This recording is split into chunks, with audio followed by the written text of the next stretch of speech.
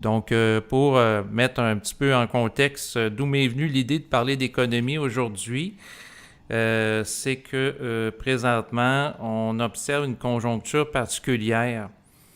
Donc, avec ce qu'on dit, bon, la sixième vague du virus, la guerre en Ukraine, l'inflation avec l'augmentation du coût de la nourriture, du pétrole. On parle aussi de pénurie de biens, notamment là, de puces électroniques. Ensuite, c'est sûr qu'avec les confinements répétés, la guerre en Ukraine, eh bien, le spectre, entre autres, des possibilités de famine dans certains pays d'Afrique qui sont très dépendants du blé, qui proviennent de la Russie et de l'Ukraine, comme la Somalie et le Bénin, se fait sentir. Donc, on a un contexte mondial avec la hausse de l'inflation. Je vais donner quelques petites données là, avant d'amener Berthold à commenter là, pour continuer à mise en contexte. Mais ce que je veux dire, c'est que l'inflation au Canada a atteint un record, c'est-à-dire qu'en février de cette année 2022, les prix à la consommation au Canada ont augmenté de 5,7%. C'est la plus haute hausse qui a eu cours depuis août 1991. Et sinon, aux États-Unis, c'est un petit peu le même scénario. L'inflation a été à 7,9% en février 2022, avec une augmentation fulgurante du prix à la consommation. C'est la plus forte hausse qui a eu cours là, depuis janvier 1982. Donc, le plus haut taux depuis 40 ans. Puis, pour ce qui est de l'Europe, d'ailleurs, je salue les gens en France, en Suisse, en Belgique qui nous écoutent. Je sais que vous êtes confrontés à une situation similaire. Donc, selon l'INSEE en France, les prix à consommation ont augmenté de 4,5% sur un an en mars 2022. L'Espagne a annoncé une inflation de 9,8% sur un an en mars. L'Allemagne a enregistré une progression des prix de 7,3%. Il y a une inflation qui se fait sentir un peu partout là, au niveau de l'Occident. Et par rapport à cette augmentation des coûts, que ce soit augmentation de nourriture, essence, biens de consommation, même des maisons ici au Québec en particulier. Donc, par rapport à la conjoncture économique mondiale, je voulais savoir quelle perspective tu avais sur cette dernière. Bon, c'est pas quelque chose que je regarde d'une façon comme si l'économie était quelque chose d'un petit peu aléatoire, puis qu'il y a des aléas. Puis à mes yeux, s'il y a de l'inflation, c'est parce qu'il y a des gens qui ont décidé qu'il y aurait de l'inflation, entre autres. C'est des réactions en chaîne, là, c'est tout est lié. Mais je vois pas l'économie comme un phénomène naturel. Oui, ben, c'est-à-dire que c'est un phénomène qui est engendré par des êtres humains, là. C'est pas un phénomène naturel comme la fonte de la glace au printemps, là. Au sens qu'il y a moins d'aléatoire qu'on nous le dit. Il y a des décisions qui sont prises, dans le sens que l'économie, c'est une science de la rareté. Bon, donc pourquoi est-ce qu'on génère de la rareté? Parce qu'il ne peut pas y avoir de croissance à l'infini. Donc, il faut alterner avec des périodes de crise, de décroissance, où au lieu de créer de la richesse, on crée de la rareté. C'est une façon de gérer les ressources, notamment les ressources humaines. Comme avec l'inflation, ben, on va sortir beaucoup de gens de la classe moyenne, là, tout simplement. Il y a un transfert d'énergie, puis c'est des choses qui sont décidées. Souvent, pas, je veux dire, il y a des imprévus, là, c'est pas jusque dans le détail, mais les grandes lignes, à mes yeux, c'est des décisions de la part de gens. Et justement, qui va décider qu'il y a une situation justement là, d'inflation? Ben, c'est ce qu'on appelle les puissants entre eux. Souvent, c'est décidé à l'avance, mais il n'y a pas le choix d'avoir des périodes, comme je disais, de décroissance où on crée de la rareté au lieu de générer de la richesse. Parce que tout simplement, ça serait impossible de générer de la richesse à l'infini. Il faut qu'il y ait des crises. Là où c'est géré, que c'est vraiment décisionnel, que c'est lié à des intérêts, c'est par rapport au fait que c'est une façon de gérer aussi les gens. Mhm. Les gens qui prennent des décisions.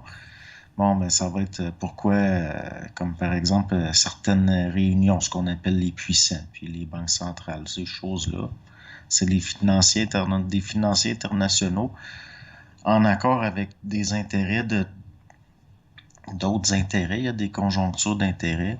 Puis c'est comme ça qui est planifié, que sont planifiées à mes yeux les crises. OK. Ben, par rapport à la situation présente, on est une conjoncture où, bon, il y a une crise en Ukraine, là, un conflit entre l'Ukraine et la Russie. Là, en lien avec ça avec la mise en contexte par rapport à la crise liée au virus qui a amené, entre autres, l'endettement massif des États-nations, que ce soit le Canada, la France ou d'autres pays, bien le fait qu'il y a eu beaucoup d'argent qui a été mis dans le système avec des programmes gouvernementaux depuis environ 2 ans. Moi, j'ai l'impression que c'est ça là, qui a participé à l'inflation. Là. Voyons, on n'est jamais sorti de la crise de 2008. Tôt ou tard, ça allait s'effondrer. Ça fait des années qu'on le dit. Mais là, ça prend des justificatifs. Donc, c'est providentiel, la guerre en Ukraine, la pandémie. Ça allait arriver de toute façon, là, on va pouvoir le justifier par le contexte. Mais si tu regardes les pays qui risquent de vivre des famines, Mhm. c'est les pays du tiers-monde qui ont des bas taux de vaccination. Les pays qui avaient plus de chances de passer à travers une famille, là, on a des Une hauts taux de famine. vaccination. Oui, bien, c'est sûr qu'en fait, c'est des pays en voie de développement. On parle de la Somalie, le Bénin, entre autres, et d'autres Ils pays sont en d'Afrique. voie de décomposition, là. L'affaire, là, l'histoire, là, de ce qu'on appelait il y a 30 ans le tiers-monde, puis ça finit les pays en voie de développement, c'est je veux dire, il y a de l'hypocrisie là-dedans, là. C'est des pays en voie d'adaptation pour qu'on paye leurs ressources. À part peut-être la Chine, là, mais ce qu'on appelle habituellement des pays en voie de développement, c'est des pays qui ont accepté de vendre leurs armes à la finance internationale pour se développer de façon à devenir une colonie économique dont les ressources, le peuple de ces pays-là se fait voler. Ben, en fait, c'est sûr que c'est une belle étiquette en voie de développement à cause que le tiers-monde, ça avait une connotation péjorative pour le remplacer. Mais c'est sûr que, comme tu le dis, en fonction de cette étiquette-là qui paraît belle à première vue, ben derrière ça, il y a une espèce d'hypocrisie où ce que ces gens-là sont exploités, puis ça sert à camoufler ça, là. Regarde, là, toute la philosophie woke qui est apparue aux États-Unis, là, on dit il faut à tout prix détruire le côté, l'ADN viscéral colonial des Occidentaux. Mais la colonisation, elle continue. C'est un système colonial de pillage des ressources. Si on regarde juste comment la France a agi avec l'Afrique, puis comment est-ce que c'est un système de corruption. C'est par de la corruption qu'on colonise maintenant. Donc, c'est pas, si tu prends Bokassa en Afrique, puis les scandales des mines de diamants dans le temps de Giscard d'Estaing. Mais c'est comme ça, tous les pays occidentaux ont suivi comme ça. Les Américains, pourquoi est-ce que les Russes ont paniqué et sont entrés en Ukraine? Parce que les Américains, les Atlantistes, avaient pris le contrôle de l'Ukraine par de la corruption. C'est une forme de colonialisme beaucoup, beaucoup plus hypocrite. Mais moi, la forme la plus hypocrite, il y a un documentaire à ce sujet là, sur Netflix, là, pour les gens qui sont abonnés, là, ça peut être intéressant à écouter, c'est le néocolonialisme qui passe à travers les programmes d'aide humanitaire, entre Ben oui, autres mais en ça, Afrique, ça pour les revient à garder tout ça. dépendants. Ouais, mais là, Ah oui. ça a C'est une pour ça couleur qu'en voie de spirituelle. développement, il va y avoir des OMG. Un C'est pays en voie ça. de développement. Ça revient à ça. C'est ça, mais là, la subtilité de la chose au niveau spirituel, c'est que des gens qui se présentent comme ayant des bonnes intentions par rapport à ceux en Afrique pour mettre des programmes pour des raisons humanitaires, mais ce qui est dénoncé dans le documentaire, c'est que ça garde les gens dans un état de dépendance, puis il n'y a pas d'autonomie, puis de prise en charge réelle. Ben non, c'est un peu comme quand une compagnie de liqueurs douces que je nommerai pas s'installe en Amérique du Sud puis qu'elle prend le contrôle de l'eau. Ensuite, les habitants, les locaux sont obligés d'acheter de la liqueur pour boire. Ils ont plus accès à l'eau. Elle a été privatisée. C'est par de la corruption locale des gouvernements à travers des corporations, des banques que ça se fait. Ouais, Puis ils puis vont tout le temps dire, ben, on vient développer votre économie. on va vous bâtir une grosse usine. Puis finalement, c'est de l'esclavagisme, là. On n'est jamais. Si il est apparu la pensée woke qui veut tellement détruire le colonialisme, qui veut tellement qu'on se flagelle par rapport à l'esclavage, c'est parce que c'est un système, un logiciel de perception de la réalité qui a été créé pour complètement cacher le fait que l'esclavagisme continue, le colonialisme continue. Puis c'est encore pire que c'était. Oui, bien tout ça est camouflé sous des formes de néocolonialisme au nom d'aide humanitaire qui est supposé être temporaire, puis finalement ça devient un mode de vie. C'est comme les famines en Afrique, dans le documentaire, ils disaient, ben ça fait au-dessus de 30 ans où il y a des famines en Afrique. Aujourd'hui, il y a encore des problèmes au niveau de l'accès à l'alimentation. Puis là, ils montraient, mettons, il y a 30 ans, Michael Jackson avec We Are the World qui chantait.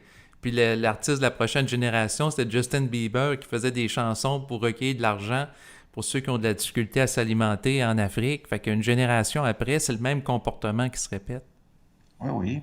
S'il n'y a aucun changement à ce niveau-là, au contraire, ça s'amplifie. Ça s'amplifie. Puis les artistes servent de porte-parole. Ils servent de. Puis eux-mêmes, des fois, ils savent pas là, qu'ils sont des pantins, mais ils s'en foutent, ils reçoivent un cachet. Ils le font pour être cachés, pas pour aider.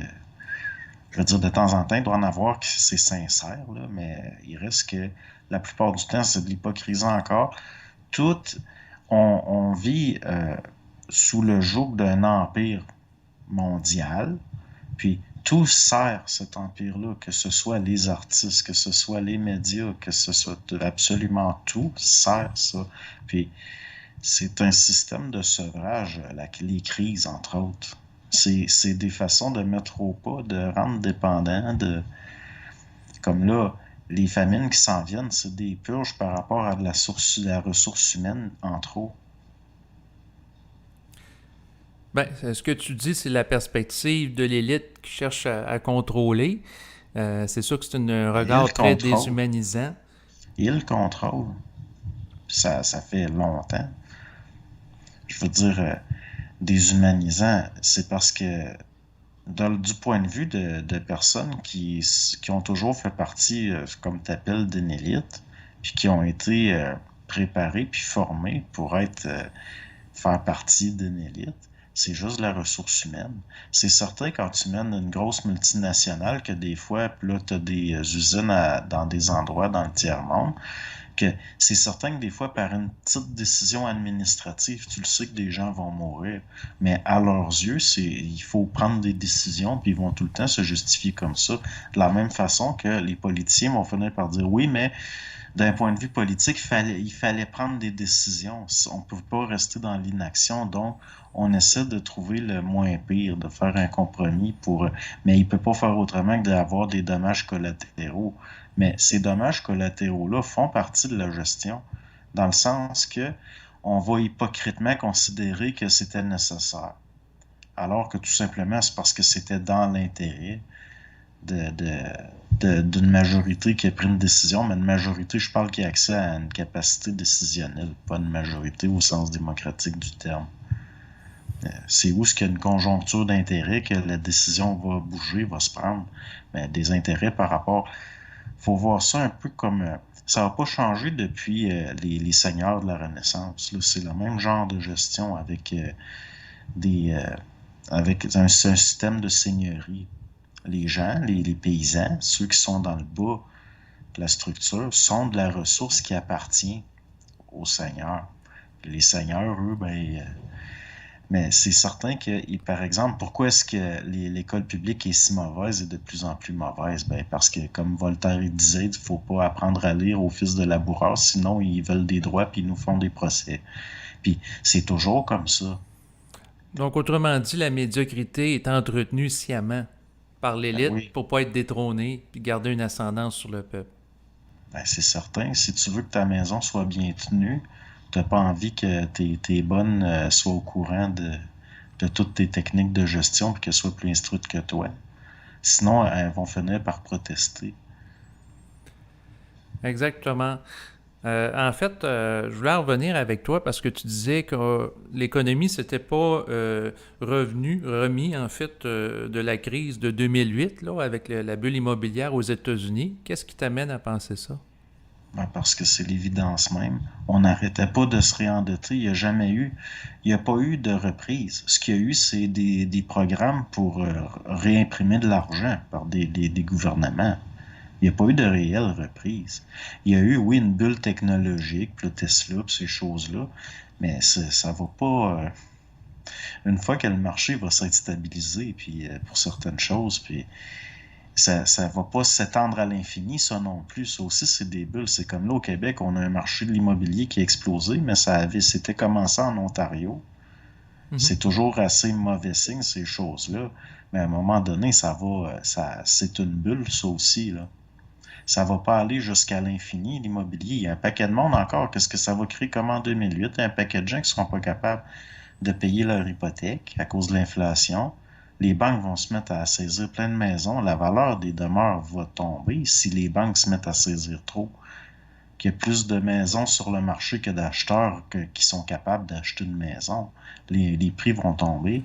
Ça, c'est des conséquences directes du fait qu'on ne s'est jamais remis de 2008.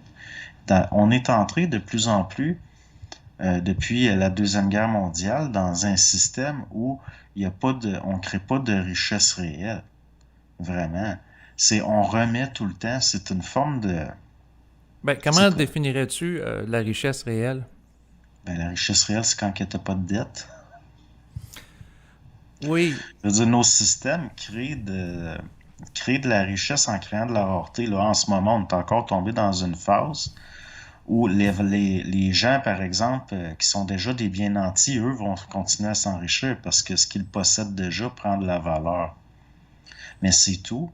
Je veux dire, tous les autres, c'est un peu comme un système darwinien où les plus forts deviennent plus gros puis les faibles disparaissent. En même temps qu'il y a un tri où il y a une sélection, où il y a des moyens qui vont devenir des moyennement gros. non, Puis, mais je comprends ce que tu veux dire dans le sens, mais présentement, les gens au Québec qui ont de l'immobilier, eux autres s'enrichissent parce qu'il y a une augmentation de la valeur. ouais, mais il faut qu'ils fassent les bons moves quand ça va être le temps, parce qu'à un moment donné, ça ira pas jusqu'à l'infini. La minute qu'il va y avoir plus de maisons sur le marché qu'il y a d'acheteurs, le prix commence à tomber, là. Oui, C'est exactement. dommage, mais ça en est les côtés un petit peu aléatoires, mais au fond, c'est comme un jeu d'échecs. Les règles ne changent jamais, mais ta façon de jouer va changer les choses. Donc, c'est aléatoire, oui, mais entre guillemets, là. Il y a des gens qui savent ça, qui savent comment s'enrichir, par exemple, avec un marché qui tombe. Ça, c'est là qu'il va y avoir une séparation entre les gros puis ceux qui sont plus les dents pointues puis d'autres, là. Le jeune couple qui s'est ruiné pour s'acheter une première maison, quand les prix vont tomber, il est fait, lui. Ben, il C'est va bien probablement dommage. faire. Il y en a qui vont sans doute faire faillite, là. C'est sûr que pour les gens qui nous écoutent, entre autres en Europe, que ce soit en France, en Belgique, on a assisté depuis les derniers mois, en fait, depuis le début de la crise, à une augmentation fulgurante des prix au Québec, dans le sens que présentement, quand une maison en vente, parce que je suis en contact avec des gens qui veulent acheter des maisons, on parle d'une augmentation pour une maison de base là, de 30 à 40 000 la maison est souvent vendue plus cher que l'évaluation foncière de la municipalité, plusieurs milliers de dollars en plus.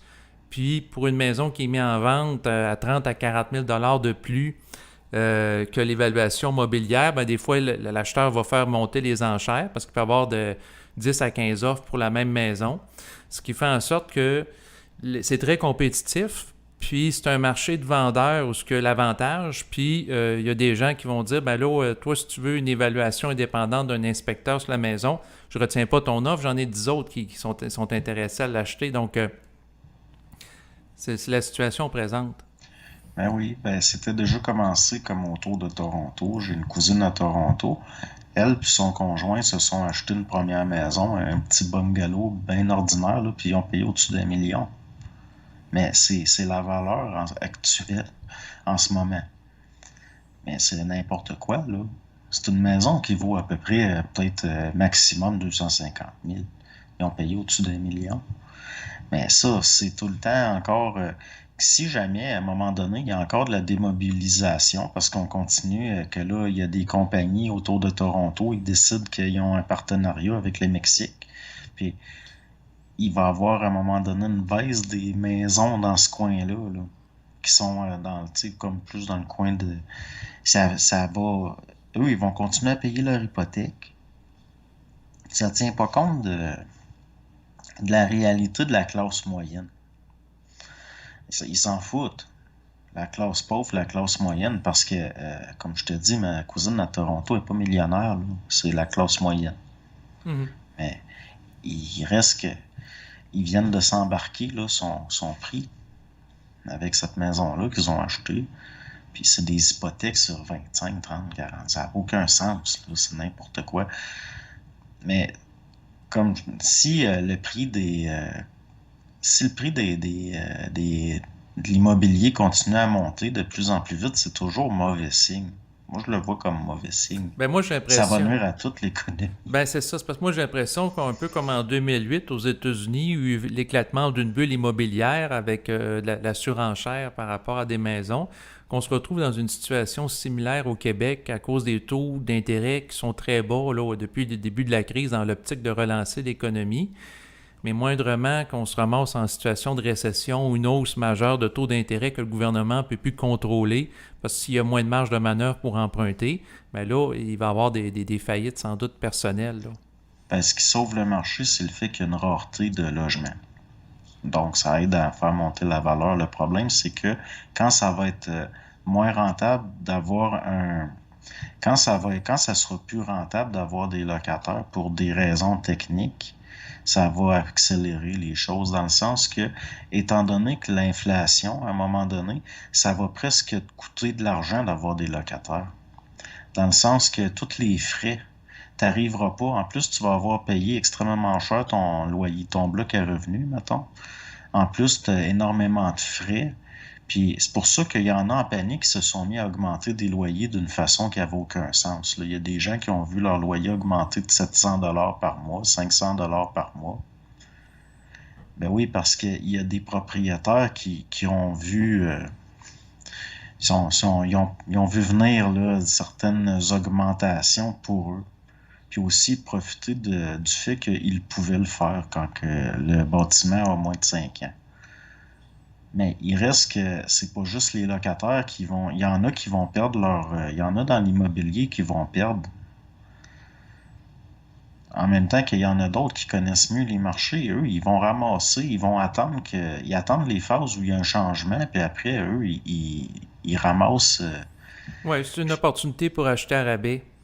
Ben oui, c'est pour ça que c'est un système où les gens qui sont réellement riches vont toujours s'enrichir.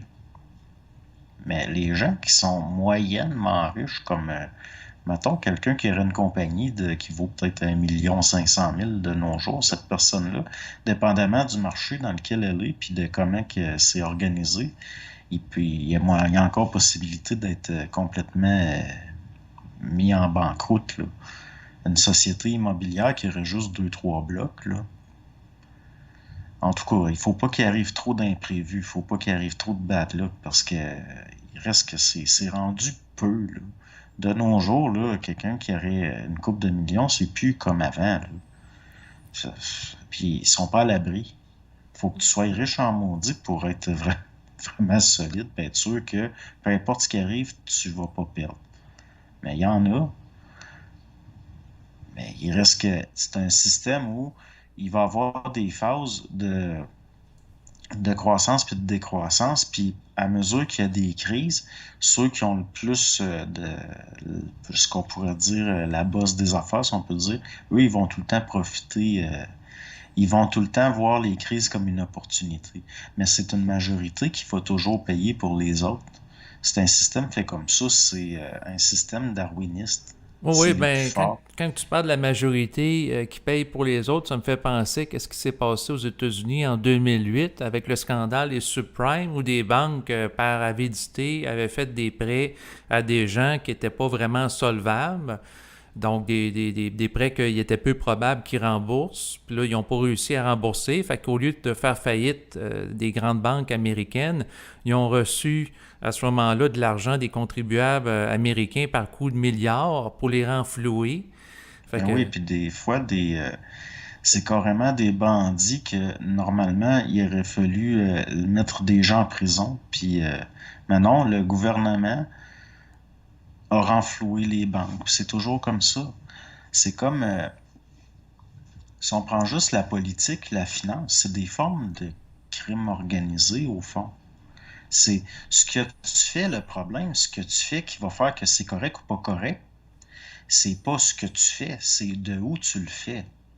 Je veux dire, quelqu'un de pauvre qui va voler un pain, il va faire de la prison, mais je veux dire, un financier qui croche un peu puis qui détourne une coupe de millions, souvent, il fera pas de prison, là.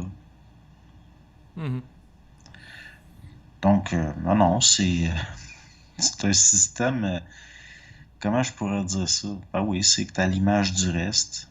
Puis, étant donné que l'argent a pas vraiment... Aujourd'hui, ce qui fait la valeur de l'argent, c'est entre autres lié à la capacité d'endettement de la population d'un pays. Ça n'a aucun... C'est une logique dangereuse, là. Ça peut pas faire autrement que d'arriver à l'appauvrissement de la majorité. Un système comme ça. Puis tout ce qui avait été construit, prends juste le mouvement des jardins. Au début, ça avait été créé, c'était une coop pour que des gens qui puissent avoir leur terre, pour que des fermiers puissent se financer une terre. On est loin de ça. On dirait que dès qu'une forme se fixe, puis dès que quelque chose devient institutionnel, tranquillement, ça se dégrade dans le temps. Puis des fois, ça va aboutir exactement au contraire de ce pourquoi ça a été créé.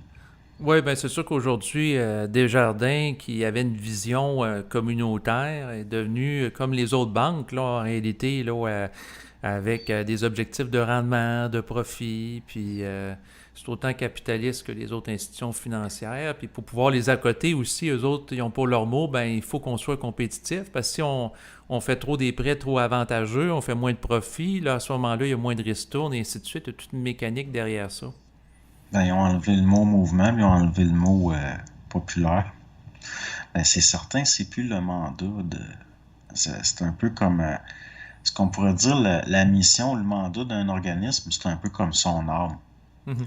Puis c'était pas l'âme de Desjardins Ben de. oui, d'Alphonse Desjardins, qui est le fondateur, qui se retournerait sans doute dans sa tombe de Ben oui. regarder qu'est-ce qui est devenu son institution financière aujourd'hui, là, qui semble être aussi une volonté aussi compétitive que les autres institutions. Ben, en 2, 3 ans, ça se corrompt facilement, une institution comme ça, dans le sens que tout d'un coup, l'institution est en difficulté.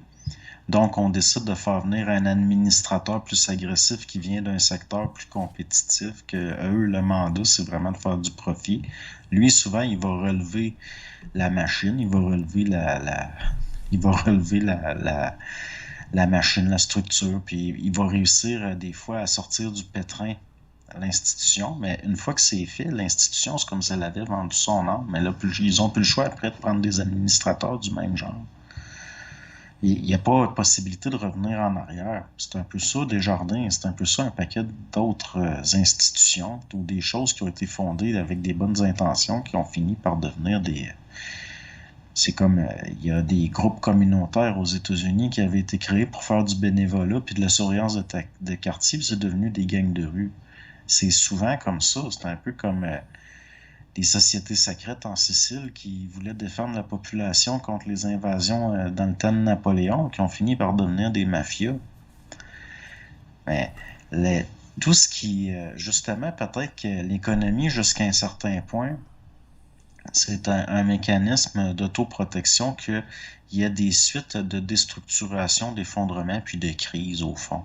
Parce que c'est pas une structure qui peut être viable d'une façon stable. Ça n'a pas le choix. L'économie est faite pour s'effondrer.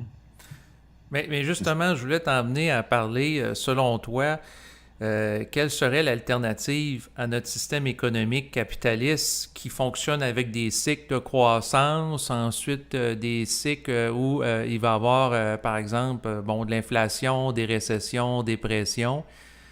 Qu'est-ce qui pourrait être une alternative sur le plan économique pour remplacer ça? Ben, moi, j'en cherche pas, là. Je considère que ça serait justement à des économistes d'essayer de trouver ça, mais ils vont tout le temps arriver à la conclusion que le système qu'on a, c'est ce qu'il y a de mieux. Là, après ça, on va tomber dans des affaires comme, ben là, Ben, ils il y vont en dire a que c'est qui le veulent... moindre mal. T'sais, ils vont dire ben c'est le moindre Ouais, mal entre ça puis l'économie plus socialiste ou communiste. Ou le communisme, on a vu ce que ça donnait en Russie. Là. Ça a été un gros échec sur plusieurs décennies. moi, c'était appliqué d'une façon... bon, en tout cas. Mais l'affaire, c'est que notre économie, en tant que système, est faite pour justement qu'on l'aime pas, si on est idéaliste le moindrement, puis qu'on veut le changer pour un autre système. C'est là que ça devient dangereux. Là, on va vers l'esclavage encore plus. Moi, j'aime autant notre économie comme avec ses défauts, sauf que je voudrais que les pays recommencent à évaluer leur monnaie selon leur réserve d'or, mais ça, c'est une autre histoire. Mais il reste que c'est mieux que... Je vois pas d'alternative à ça, puis justement là, le danger, on s'en va vers une alternative mondialement à l'économie de croissance telle qu'on l'a connue. L'économie de propriété, puis la libre entreprise, c'est justement de vouloir chercher des alternatives à ça, puis d'en sortir qui est dangereux à mes yeux. Donc, autrement dit, l'économie que parle de Klaus Schwab, là, du grand reset, la grande réinitialisation de nos systèmes économiques qui pourrait être fait, là, parce que lui, c'est sûr qu'avec le Forum économique mondial, il fait la promotion, il voit même l'opportunité de la crise liée au virus présentement comme une fenêtre d'opportunité justement pour mettre en place là, une nouvelle économie à l'ère de la quatrième révolution industrielle. Donc pour toi, ça pourrait représenter un danger. Ben oui, parce que les sociétés, les sociétés évoluent selon des lois naturelles qui sont lentes, puis il y a aussi des rapports de force qui sont assez lents. Mais le problème, c'est que l'être humain est fondamentalement animalien. C'est comme si aujourd'hui on va visiter des cités comme Florence. C'est très beau Florence, mais c'est parce que des prêteurs d'argent locaux mafieux ont financé l'or pour des raisons politiques dans le temps. Mais il Mhm. reste que ce que ça a laissé, bon, c'est très bien pour une majorité de gens qui vivent de nos jours, mais il reste que l'économie, ça sera jamais, elle va toujours être humaine encore. Il y a pas, c'est justement si on tombe dans Ben, encore là, ça peut être l'idéalisme. sujet à discussion, ça va être toujours humaine dans le sens qu'avec la robotisation, l'informatisation, le développement de l'intelligence artificielle, Ah ben, non, ça va toujours être humain pareil. L'économie, c'est pas une notion, dans le sens même si c'est des machines qui régissent l'économie ou qui servent d'outils elle va toujours rester profondément humaine, l'économie. Le problème avec l'économie, c'est qu'on peut pas la gérer par des algorithmes et des programmes informatiques comme ils voudraient le faire parce que l'économie, c'est quelque chose de profondément humain, c'est-à-dire d'irrationnel. C'est pas, c'est pour ça on ne sera pas à l'abri. On s'en va encore plus vers des possibilités d'erreurs administratives, mais faites, ça va être là remplacé par des machines par rapport à des données qui n'avaient pas pu être calculées parce que insoupçonnées. Parce qu'il reste qu'il faut que les données soient colligées. Puis bon, la machine, est-ce qu'elle peut faire ça elle-même d'une façon parfaite? L'économie, c'est irrationnel. Même la notion d'argent est liée à la pensée magique. mhm. Donc, est-ce qu'on s'en va de plus en plus vers de l'intelligence artificielle qui, au fond, on va finir par se rendre compte que c'est ce qu'on appelait anciennement le diable. C'est-à-dire quelque chose qui est intelligent, mais qui n'a pas de conscience. Mais parlant d'économie, parce que tu dis qu'elle est fondamentalement humaine, j'aimerais ça que tu la définisses. Ben, l'économie, c'est une science de la rareté, c'est dans le sens que l'être humain est un animal social, puis c'est pour ça qu'il y a de l'économie. Parce que c'est un être communautaire, l'être humain. Or, il faut gérer la répartition. Mhm. Il faut qu'il y ait une mécanique sociale de la répartition. C'est pour ça que ça définissait aussi anciennement le statut social.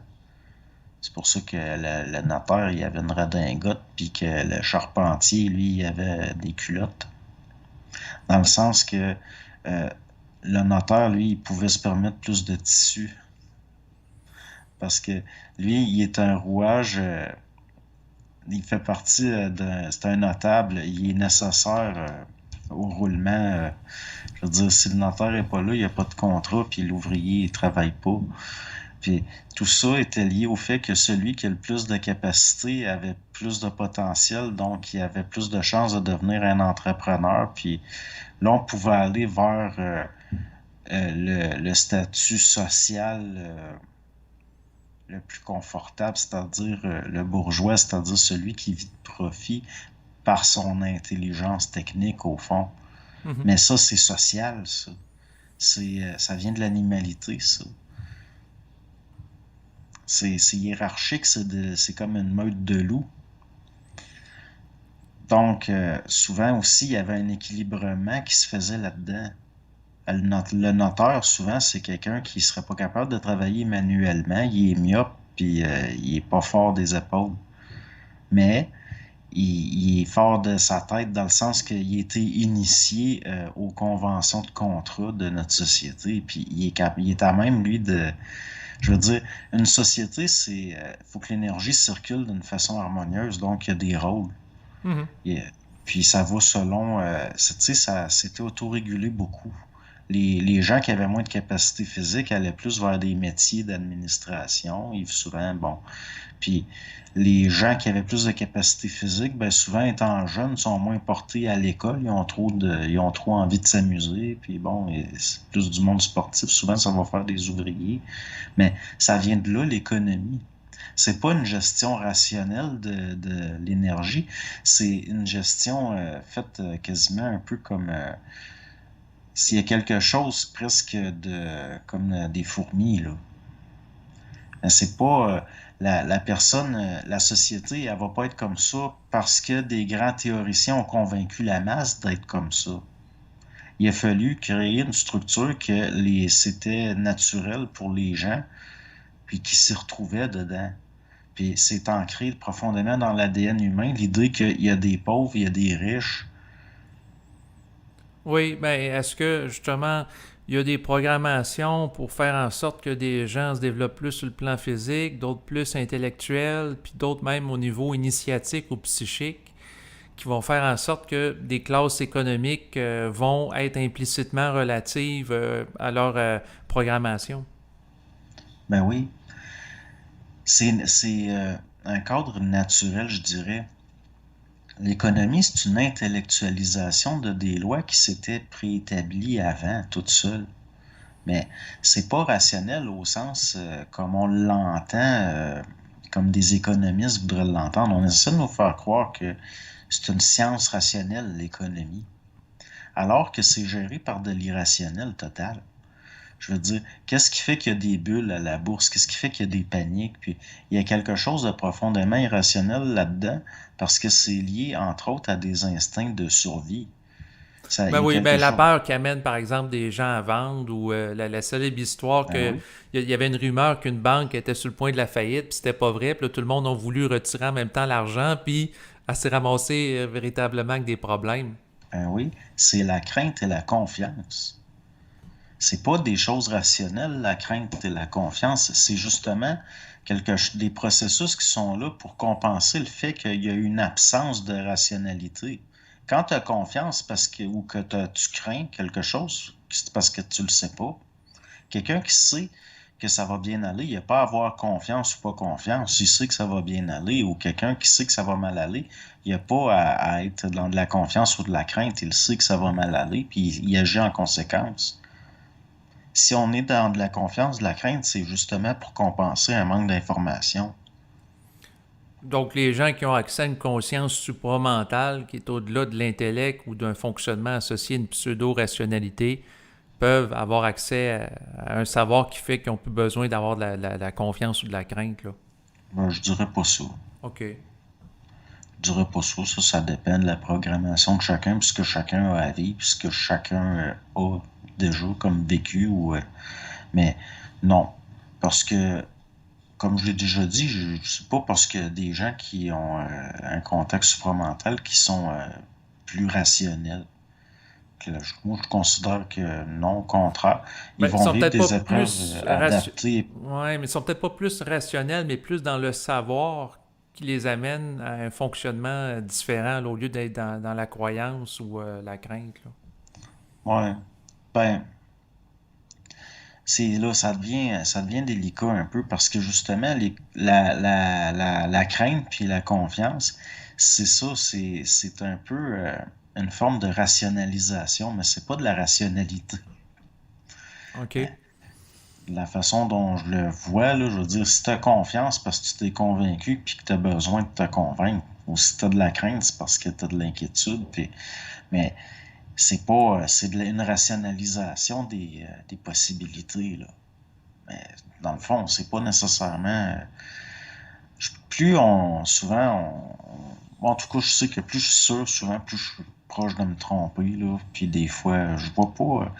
Il y en a plusieurs qui ont essayé là, de se servir du supramental pour essayer notamment là, de spéculer.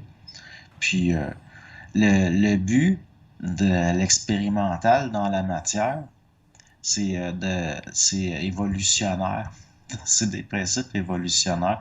Donc, c'est de tout le temps être en mouvement, puis à force de besoin d'être en mouvement, puis qu'il se développe une créativité, ben des fois, ce qui est le plus apte à faire que quelqu'un devienne créatif, puis qu'il évolue en tant qu'individu, une évolution individuelle, ça va pas être que ça va bien dans sa vie.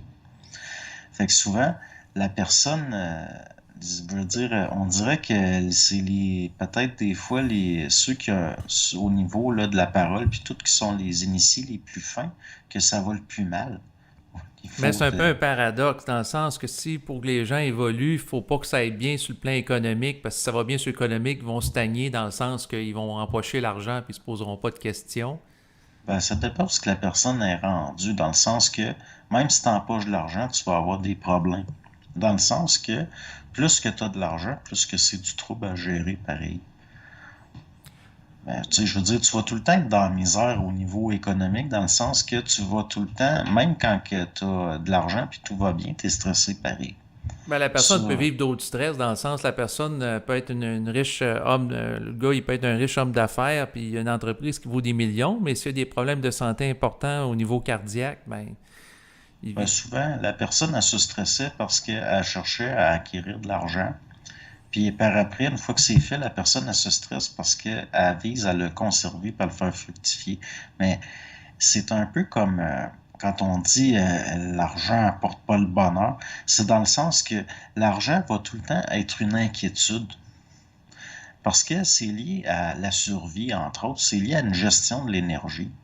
Puis l'énergie, c'est bien difficile à gérer psychologiquement parlant, dans le sens sans qu'il y ait un stress. Il va tout le temps y avoir une inquiétude. Ça va tout le temps prendre des formes comme ça. Mais je veux dire que souvent, le riche est aussi stressé par l'argent que le pauvre. Mais le stress ne sera pas au même niveau, on s'entend, dans le sens que la personne, par exemple, en Afrique, qui apprend qu'à cause du conflit en Ukraine, ça se peut que le coût du blé double ou en tout cas augmente d'une grande quantité le prix, puis avoir de la difficulté à avoir accès au blé pour s'alimenter. Puis elle risque de connaître la famine, ben le niveau de tension est très différent. Ben, je suis pas sûr, moi, parce que il y a du monde là-bas par là qui l'ont déjà connu, la famine, puis qui sont passés à travers.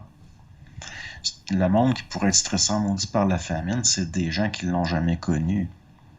Comme dans certaines parties de l'Ukraine en ce moment qui sont coupées, là. Mhm. Donc, je veux dire, il y a chez des peuples qu'on dit en voie de développement une capacité de résilience qui est des fois surprenante. Une capacité de débrouillardise qui est souvent surprenante. Quand il y a des grosses périodes de crise, ceux qui s'en sortent pas souvent, c'est ceux qui n'ont jamais eu à composer avec la pauvreté. C'est pour ça que quand il y a eu, comme en 1929, il y a des grosses fortunes qui sont tombées. Ces gens-là, souvent, vont très mal finir, devenir alcooliques. Puis c'est beaucoup plus difficile de se relever quand tu été riche que quand tu étais pauvre toute ta vie. Dans le sens, la famine qu'il y a dans certaines contrées va peut-être rendre les gens créatifs dans le sens qu'ils vont s'en aller. Après, on se surprend qu'il y ait des mouvements migratoires. Ben oui, mais si c'est voulu, certaines crises économiques, puis que, comme je disais, il y a des réactions en chaîne, ça veut dire qu'il y a certains mouvements de migration qui sont voulus aussi. Ben, justement, si c'est voulu. L'une des hypothèses sur lesquelles je voulais t'interroger à cet égard, c'était le scénario qui a été avancé par Klaus Schwab. Donc, lors de l'été 2020, il a sorti un livre, puis c'est marqué dans son livre, là, noir sur blanc, que la crise du coronavirus pourrait être un instrument pour mettre en place le grand reset, là, la grande réinitialisation mondiale, donc mettre en place son agenda.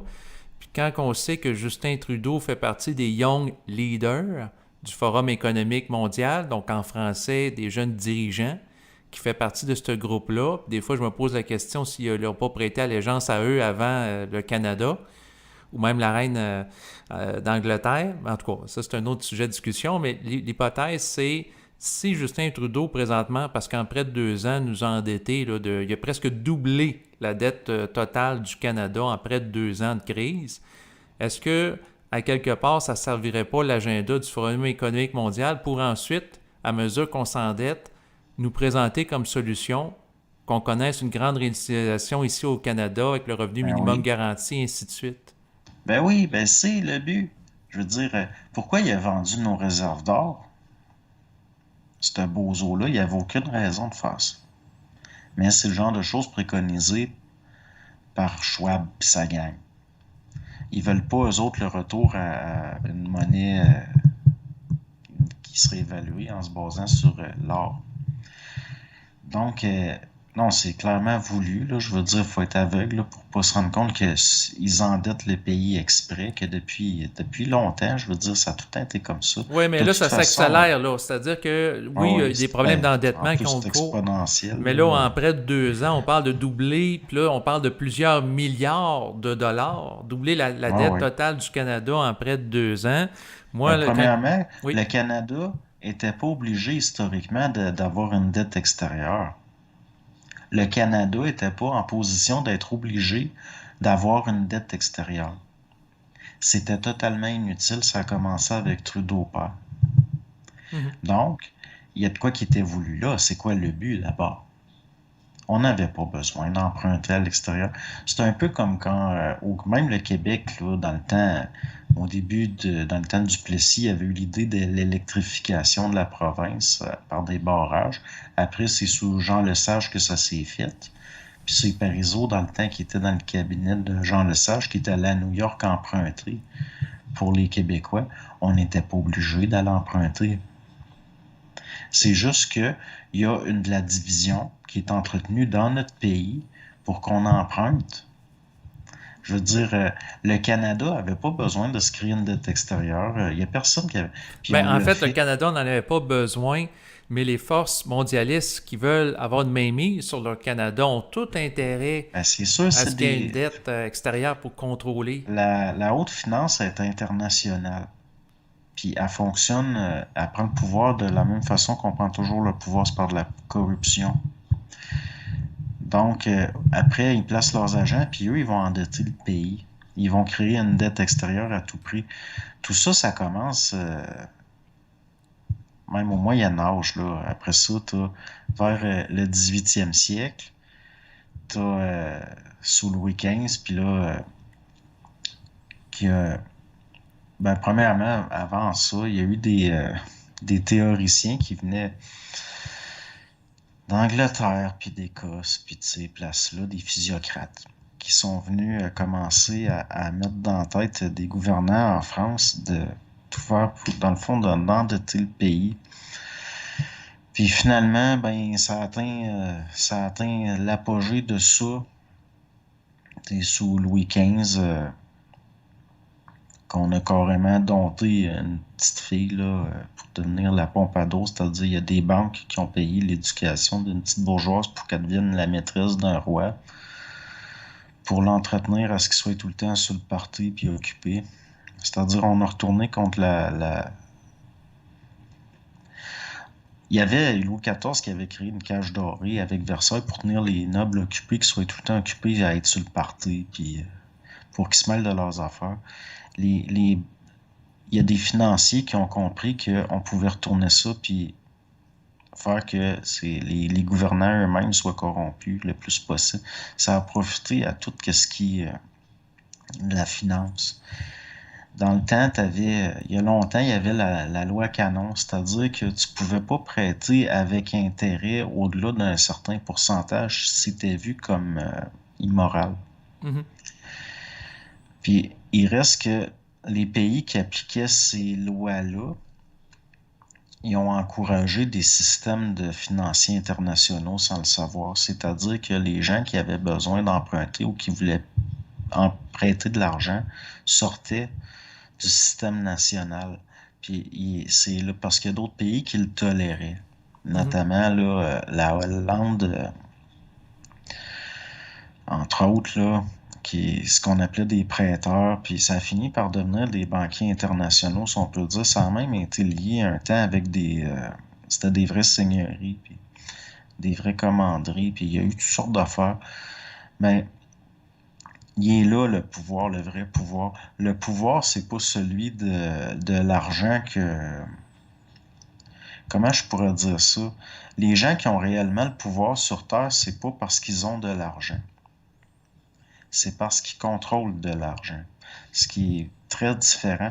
T'aurais beau même quelqu'un comme Bill Gates, il est pas si puissant que ça. Il y a des gens qui sont beaucoup plus puissants que ça. Pourtant, au niveau de ce qui est connu publiquement, c'est du monde qui a moins d'argent que lui. Mais c'est pas comme Klaus Schwab est beaucoup plus puissant qu'Elon Musk, là. Parce qu'il n'y a pas besoin d'avoir de l'argent, Schwab. Il est au service de ceux qui contrôlent l'argent. L'argent, le vrai pouvoir, c'est pas d'avoir de l'argent. C'est de contrôler l'argent, sa circulation, le mouvement.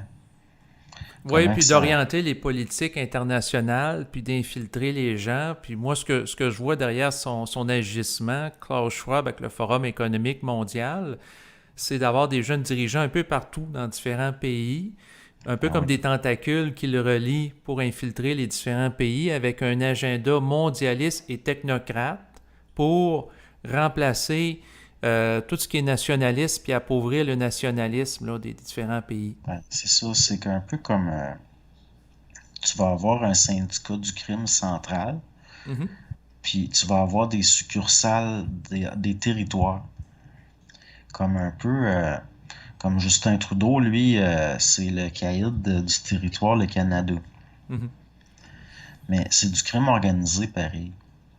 C'est pas défini comme ça parce que les gens qui font les lois, qui votent les lois, ils sont bon. Mais c'est criminel pareil, mais le contexte d'acceptabilité sociale puis d'ignorance majoritaire fait que c'est considéré comme ça va de soi. Mais il reste que c'est tout le temps, on revient tout le temps à des vieux systèmes féodaux au fond. C'est féodal, puis c'est lié à le contrôle puis la gestion, entre autres, la ressource humaine. Donc, c'est beaucoup lié à l'esclavagisme. Donc, on est encore dans le même système qu'il y a 600 ans. C'est juste que le contexte a évolué, ça oui, s'est puis la raffiné. technologie aussi. Et ça, je mets l'emphase là-dessus dans le sens que avec l'intelligence artificielle, des algorithmes, on s'entend la société de surveillance avec des caméras un peu partout, voir la fusion, comme Klaus Schwab parle, là, du biologique avec du numérique, où chaque individu devient traçable, un peu comme Jacques Attali le mentionnait, là, la traçabilité totale des individus, des objets. C'est quelque chose qui est à portée de main présentement. Donc, Ben lui, un jour, il va être tracé, puis il va être bien choqué de ça. Je veux dire, il va être, à un moment donné, il y a du monde qui va y courir après lui. tu parles de Jacques Attali ou Klaus Ouais, Schwab? ouais, oui. Non, non, là, toute la gang. OK.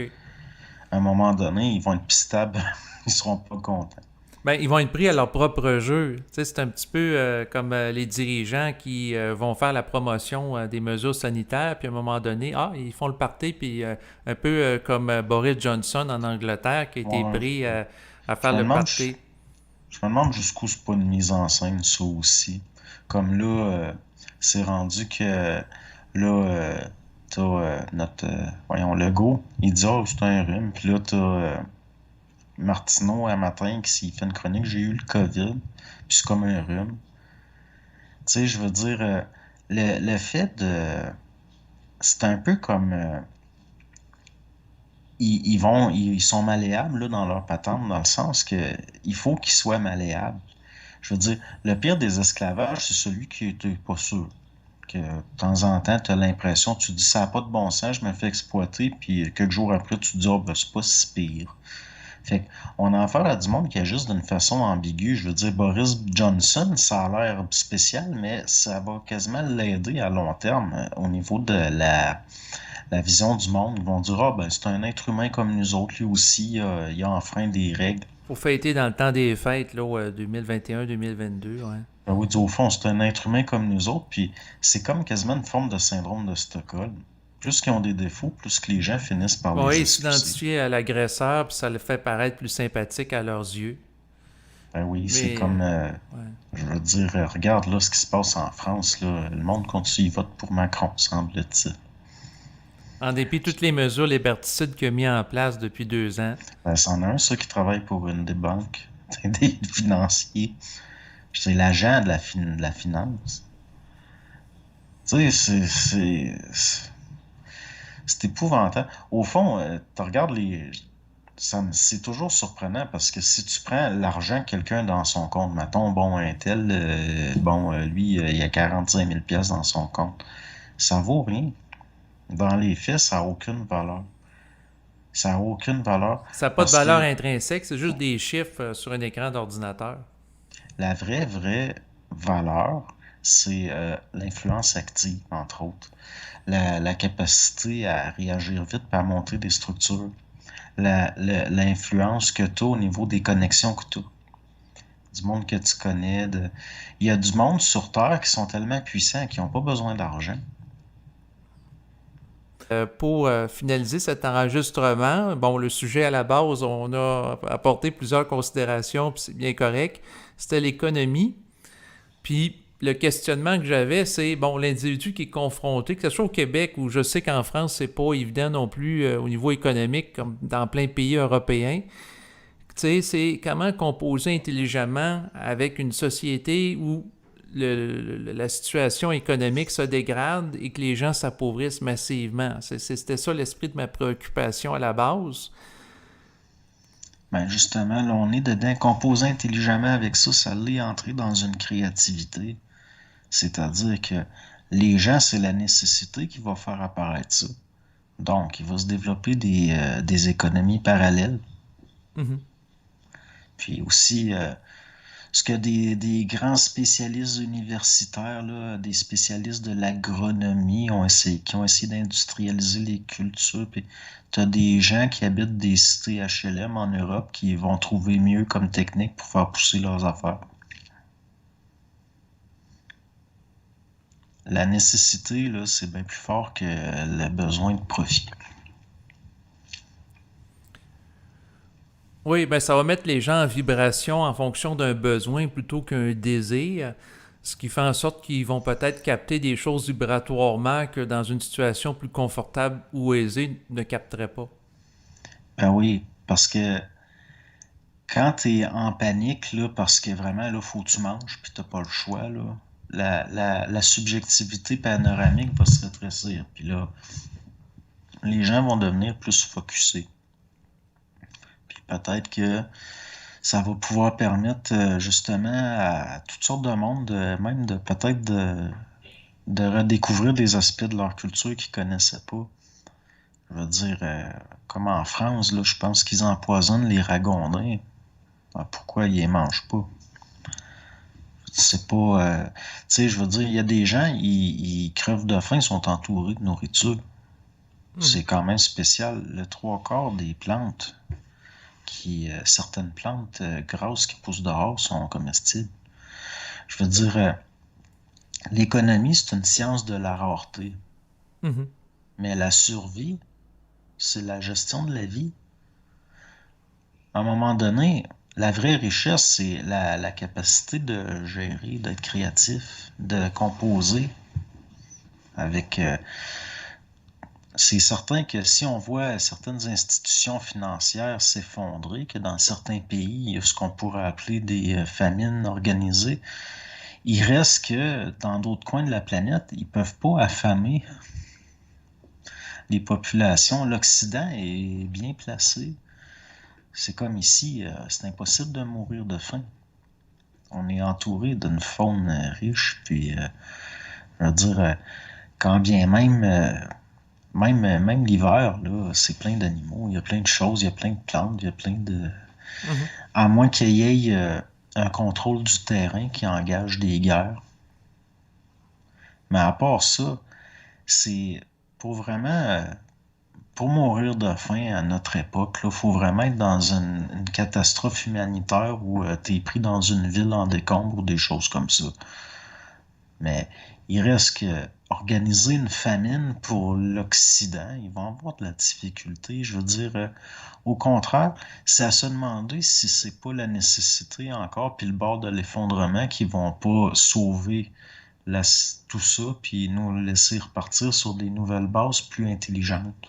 Ben, en fait, je parlais pas nécessairement de famine pour l'Occident, peut-être plus pour Ouais. certains pays d'Afrique dépendant du blé, mais un appauvrissement de l'Occident, là, notamment en Ben, il va approvisionnement y en avoir énergie. des... Pour l'Afrique, il va y avoir des morts, il va y avoir des famines. Comme je te disais, ils n'ont pas trop insisté pour essayer d'aller vacciner dans ce coin-là. Ça veut dire qu'ils organisent autre chose. Je suis plus inquiet pour l'Afrique aussi, puis surtout parce qu'on veut se débarrasser de... C'est parce que c'est à cause des ressources. C'est les ressources du continent. Il y a des gens, des populations, elles pourraient pas se servir de main-d'œuvre, elles sont dans le chemin. Donc oui, il va y avoir de la mort organisée, là. C'est certain. Mais les gens qui sont marqués pour survivre à ça vont quitter avant. Mhm. Donc, ça vaut pas la peine de s'inquiéter. Par contre, pour tout ce qui a rapport avec les sciences de l'économie, c'est pas mauvais de s'intéresser à ça. C'est pas une science maudite, là. C'est pas. Mhm. On est aussi bien de s'intéresser à tout. C'est ça. Je te remercie pour les gens qui sont intéressés naturellement à savoir un peu plus sur toi. Bien, la possibilité d'aller voir de tes vidéos que tu as produites, notamment sur YouTube. Et pour les gens qui apprécient le fait que je réalise des capsules audio, eh bien, vous êtes les bienvenus là, pour me faire parvenir une contribution financière via Interac ou PayPal, qui sont des moyens de paiement sécurisés. Donc, vous allez avoir les coordonnées là, en bas de l'enregistrement d'aujourd'hui, au même titre que les coordonnées là, par rapport à ta chaîne YouTube. Bon, ben c'est parfait. Excellent. Donc, à bientôt. Au revoir.